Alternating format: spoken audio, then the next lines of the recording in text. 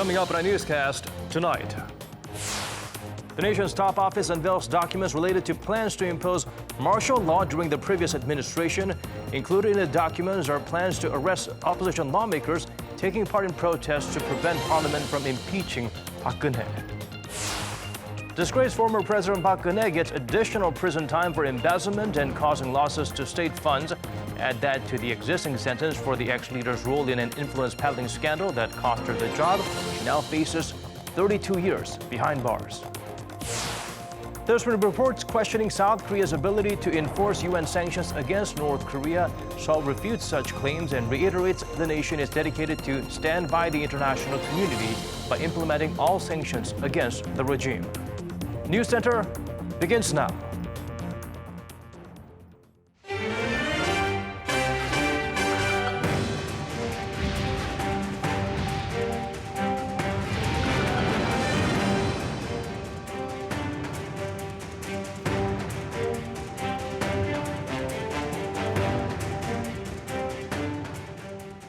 It's 8 p.m. here in Korea, live from our studio in Seoul. This is Arirang News Center. Welcome to our program. I'm Daniel Choi. The nation's top office unveiled new documents that show a controversial proposal for a martial law believed to have been drafted by the military in 2017. We're learning it may have been much more deliberate than initially believed. Our Chief Cheong correspondent Moon Geon-hye starts us off.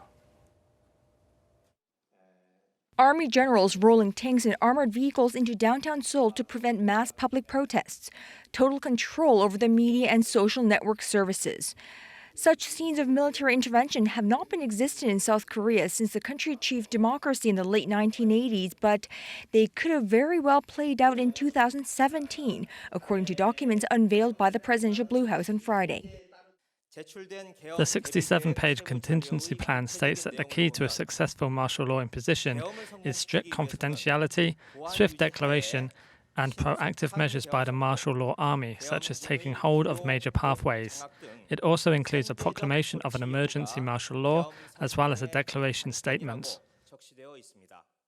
A controversy over the military plans arose last week when a ruling party lawmaker disclosed a document drafted by the Defense Security Command that showed plans to deploy troops if protests grew violent following a constitutional court ruling in March 2017 that would determine the fate of then-President Park Geun-hye.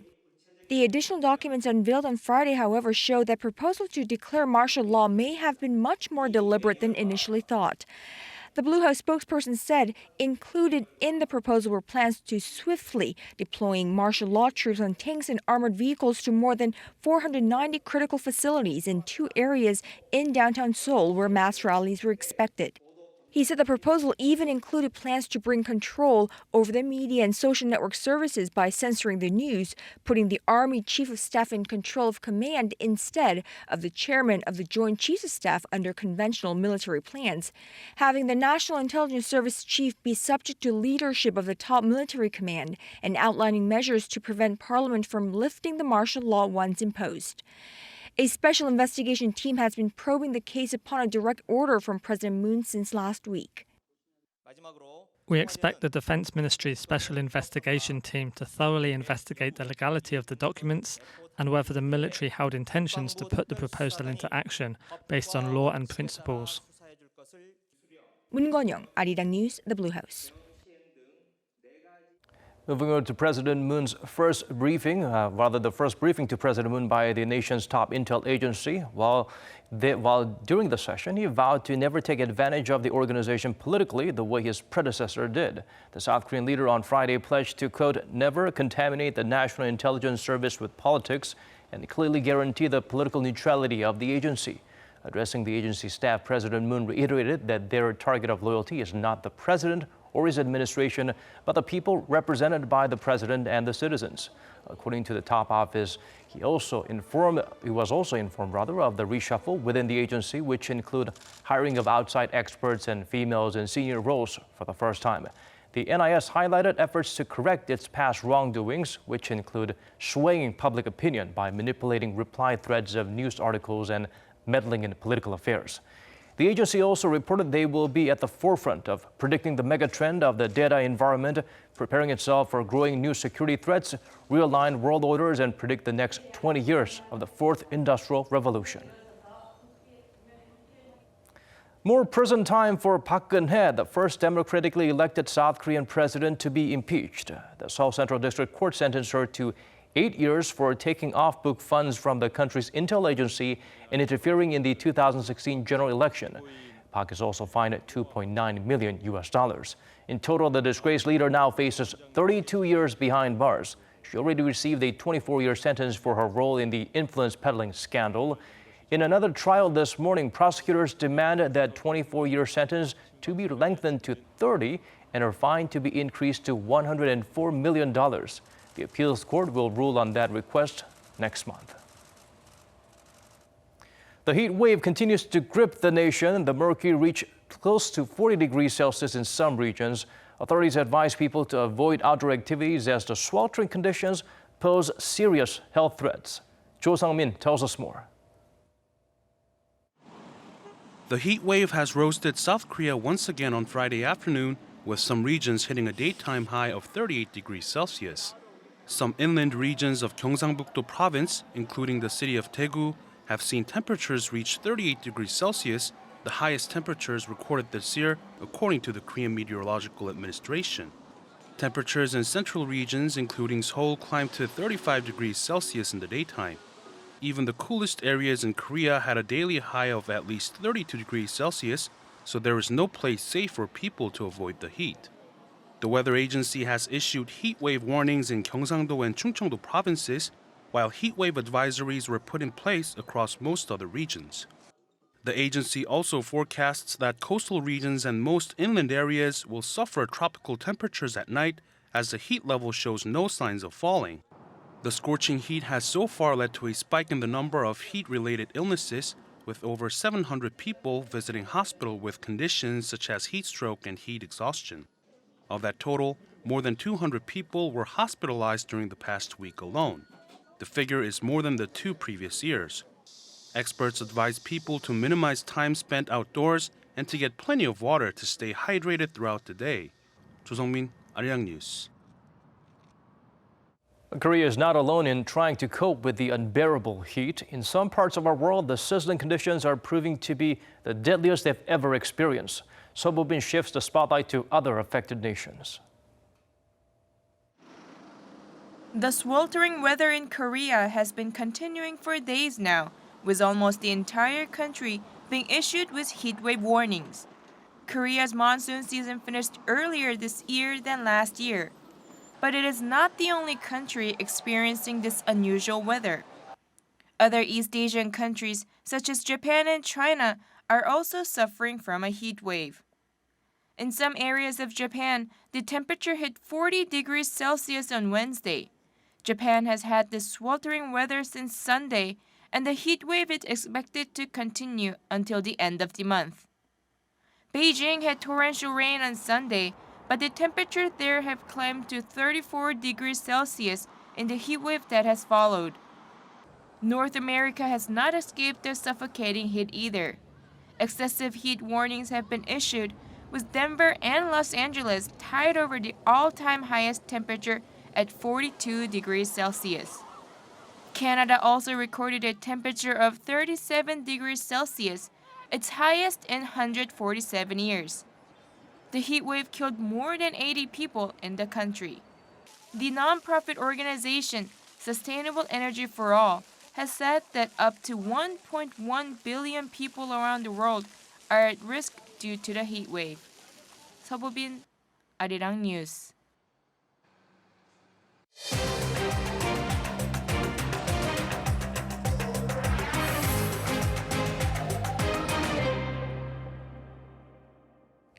There's been a barrage of reports on Seoul allowing North Korean coal to be shipped into its ports, that it failed to take proper steps against the regime for violating UN sanctions. The foreign ministry stepped in and released a press statement. Our Park Geun-hye fills us in on what's being done to silence such accusations. South Korea has expressed regret over recent news reports that have raised questions over the government's ability to implement UN Security Council resolutions. Media outlets have been reporting that some 9,000 tons of North Korean coal were shipped to the south last year via Russia, which would have been a clear violation of UN Security Council sanctions. Seoul's foreign ministry, however, refuted such claims through a press release, saying that relevant authorities do inspect ships that are registered on their watch list. And the ships mentioned in such media reports that are suspected of having carried North Korean coal to the south were found to have zero evidence of any sanction violation. It added that it needs to be taken into account how UN Resolution 2397, which allows countries to impound suspicious vessels, had not yet been adopted by the Council back in October. The U.S. State Department announced earlier in the day that it will take action against entities that are found to have helped Pyongyang evade international sanctions. There were numerous reports that the State Department may have been referring to the South Korean government, but Seoul made it clear that the word entities refers to organizations and that Washington never raised related concerns to the South Korean government. The ministry reiterated that South Korea will continue to cooperate closely with the international community to implement sanctions on North Korea. Park Geun-hye, Arirang News. Last week, the United States made a request to the UNSC to halt all shipments of oil to North Korea as the regime has been violating sanctions. China and Russia stand firmly against the move, saying there's insufficient evidence of such a breach. For details, let's turn to our Kim Mo-gyun. China and Russia have turned down the United States' request to halt all shipments of refined oil products to North Korea. The U.S., who made clear that it will maintain maximum pressure on Pyongyang until it completely denuclearizes, made the request to the UN Security Council's North Korea Sanctions Committee last week, based on accusations that the North had breached sanctions. It claimed that as of May 30th, there had been 89 illegal ship-to-ship transfers of refined petroleum products by the regime this year. The U.S. also asked for the committee to notify all UN member nations that North Korea used illegal imports to allow it to exceed the 500,000 barrels a year of oil imports permitted by the resolution adopted by the Council in December last year. A report submitted by the U.S. says that North Korean tankers are assumed to have delivered almost 1.4 million barrels, which is nearly triple the quota. China and Russia's support is needed for any oil cutoff to be enforced, as the two countries provide large amounts of energy and oil to the north. But they said they need more time and proof before approving the U.S. request. Russia's UN mission said it's collecting information on every single case of illegal transfer of petroleum. And the Chinese mission asked the U.S. to provide the facts that are needed to make the decision. As Beijing and Moscow have put a hold on U.S. complaint, there will be a 6-month delay before any action can be taken. Kim Mo-gyun, Arirang News. A report on North Korea's economy is released. Estimates by the Seoul's central bank shows Pyongyang experienced the sharpest decline in GDP growth since decades back. This time, the driving factors are not from within the regime. Our Ko Ryun-hee help us look beyond the digits. South Korea's central bank released a report on Friday about North Korea's estimated economy. The Bank of Korea has been releasing data about the North's economy since 1991, using figures compiled by South Korea's Unification Ministry and Intelligence Agency. According to the report, North Korea's estimated GDP shrank 3.5% on-year in 2017. This is the biggest decline in 2 decades. A BOK official attributed the change to one significant reason: tougher international sanctions. Last year, the United Nations Security Council imposed the strongest sanctions ever on the regime over its continuous provocations, including nuclear tests and missile launches. Breaking it down by major industries, North Korea's mining sector shrunk 11% in 2017 on-year due to a decrease in coal production. This is comparable to an 8.4% growth in 2016. The manufacturing business also saw a 6.9% decline in 2017 on-year. This comes after China strictly enforced sanctions in the second half of 2017. North Korea's agricultural and fisheries output both fell 1.3% during the same period, according to the data. BOK said bad weather conditions hit the already contracting economy. Meanwhile, North Korea's gross national income per capita stood at around $1,290, or around 4% the size of South Korea's. The central bank added this downward trend is likely to continue, especially with the UN imposing additional sanctions last August and September. Park Geun-hye, Arirang News. Officials from the two Koreas are done with their first day of joint railway inspections. Today, they checked the rail lines north of the border along the eastern coast. They looked into 3 train stations along the section running between Mount Kumgang and the military demarcation line and discussed how they should conduct the joint inspection. Seoul's Unification Ministry says the overall facilities, such as the roadbed and the rail track, were in good shape. Next Tuesday, the two sides will meet again up north, this time to check the western rail lines. The move comes after an agreement was reached in June to modernize railways in North Korea, as well as those that cut across the border. Ever since the historic Inter-Korean summit in April, Seoul and Pyongyang have been talking and working together in many different fields. For the last of our two-part special, Oh Jung-hee walks us through the various economic cooperation and civil exchanges that continue to gain traction. Today, we'll be focusing on how the two Koreas are gearing up for possible economic cooperation in the future. It's crucial to have free movement of people and resources, which is why South and North Korea held talks in late June to discuss connecting and modernizing railways and roads. Let's start with the railways first. There are 2 railway lines the two Koreas are hoping to work on. The Gyeonggi line that connects Seoul and North Korean city of Sinŭiju, and the Donghae line, which runs along the east coast of the peninsula. The South and the North are planning to inspect 2 sections of rail lines in North Korea and 2 sections that cross the inter-Korean border. Road connections on the eastern side of the peninsula, South and North Korea will inspect the section between South Korea's Goseong and North Korea's Wonsan, and on the western side, the section between the North Korean cities of Kaesong and Pyongyang. They'll begin on-site visits in early August. Linking and modernizing railways and roads is tied to South Korean President Moon Jae-in's vision of a new economic map, which aims to connect and develop economic belts with North Korea. Seoul puts much weight on these projects, but at the same time, it's firm to make sure things remain within the framework of international sanctions. And that is why Seoul and Pyongyang have decided to first begin with joint field inspections for now, because bringing South Korean resources and equipment into North Korea for constructions may violate international sanctions. And if the projects go so far as to involve technology transfers, South Korea plans to discuss with the international community the possibility of exceptions to the sanctions. Meanwhile, forestry is another much emphasized field. It's where the two Koreas can work together as much as possible under the international sanctions. Pyongyang has been stressing the need to restore its forest for years, and taking that into account, South Korea quickly formed a special task force for inter-Korean forestation projects immediately after the April summit. At the forestry talks earlier this month, Seoul and Pyongyang agreed to discuss running tree nurseries, agroforestry, and much more forestation projects, as well as kickstarting on-site visits for disease and pest control. As for civil exchanges, 40 South Koreans have visited North Korea this year for purely civilian interactions.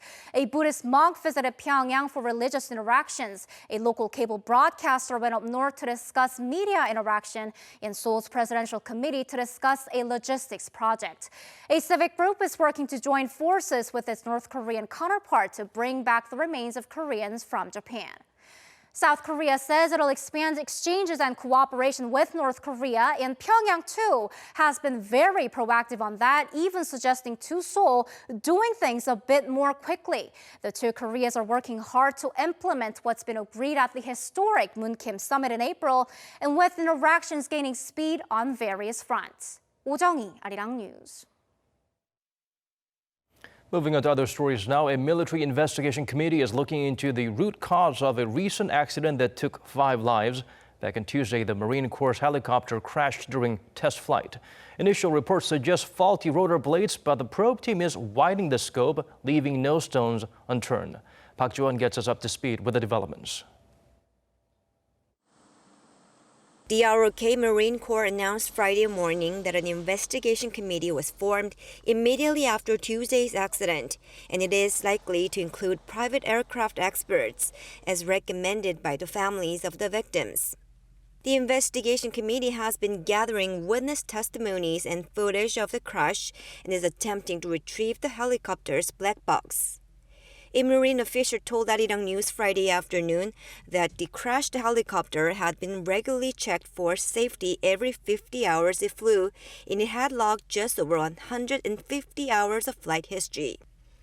The official said the level of vibrations during the helicopter's flight got worse from the end of June, so it went through additional repairs and maintenance for about 2 weeks in early July. Tuesday afternoon's fatal test flight came as experienced marine helicopter pilots as well as other Marines were attempting to see if the vibration issue has been resolved. The helicopter hovered for about 5 minutes at the height of 3.3 meters before taking off, but it crashed only a few seconds after it took off as its rotor blades fell off.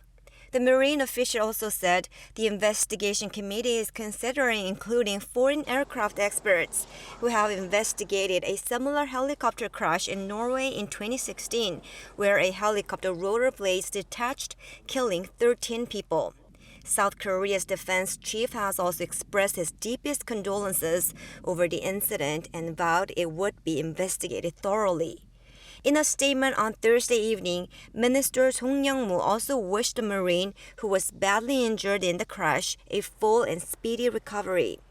Vice Defense Minister Seo Ju-seok also met with the bereaved family members Friday afternoon to closely listen to their opinions.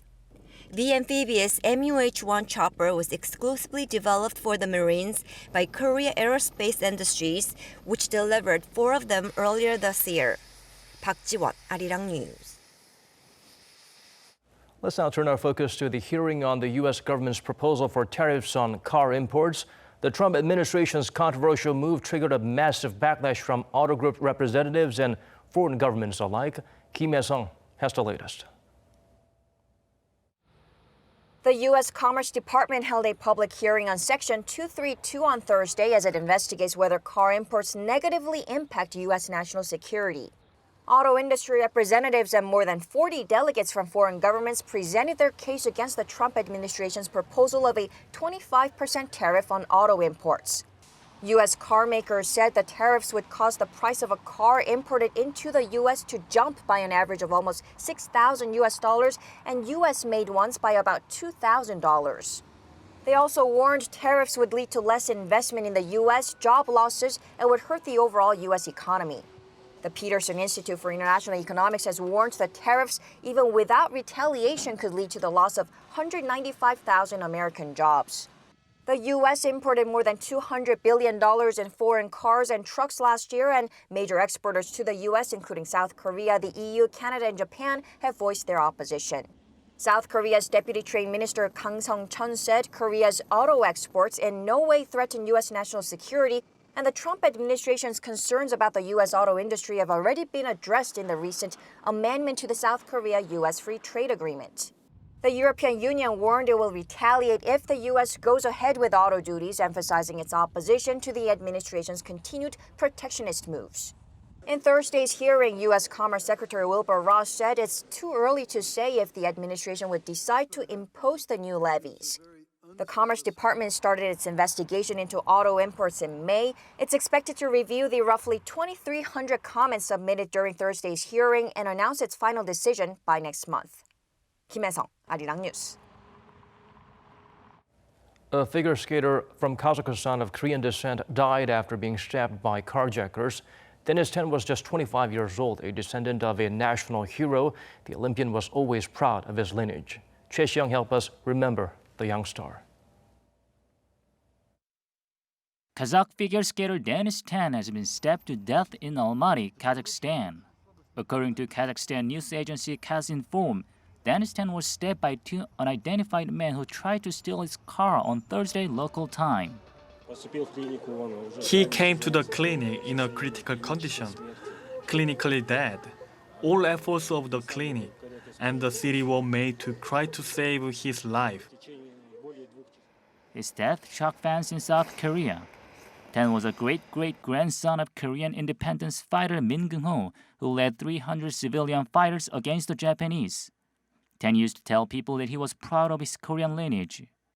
I always knew I'm Korean. It was something that you just know, and you don't even ask how it happened, why. It's great. I mean, on the table you always have rice, you always have kimchi, you have soup. Many figure skaters, including South Korea's Kim Hyun-ah, Japan's Asada Mao, and Gracie Gold from the U.S., expressed their sorrow for the loss of the talented figure skater.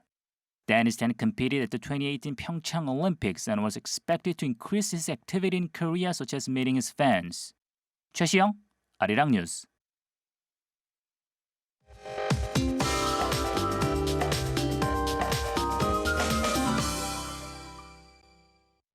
Time to turn to Michelle back at the Weather Center for the updates you'll need before planning your weekend. Michelle, Seoul's daytime temperature broke another record today, 34.7 degrees Celsius. Daniel, Seoul was hot, but the southern regions were way hotter than today, with their daily highs nearly the 40 degrees Celsius mark.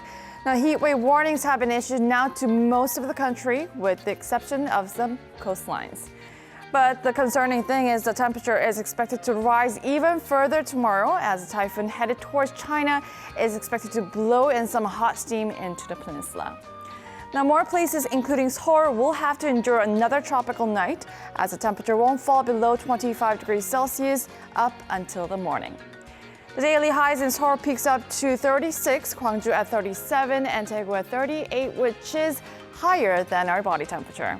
Now, the hot weather will stay with us days and nights, but due to the approaching typhoon, there are chances of some sporadic showers in the parts of Korea next week. I'll leave you with the weather conditions around the world.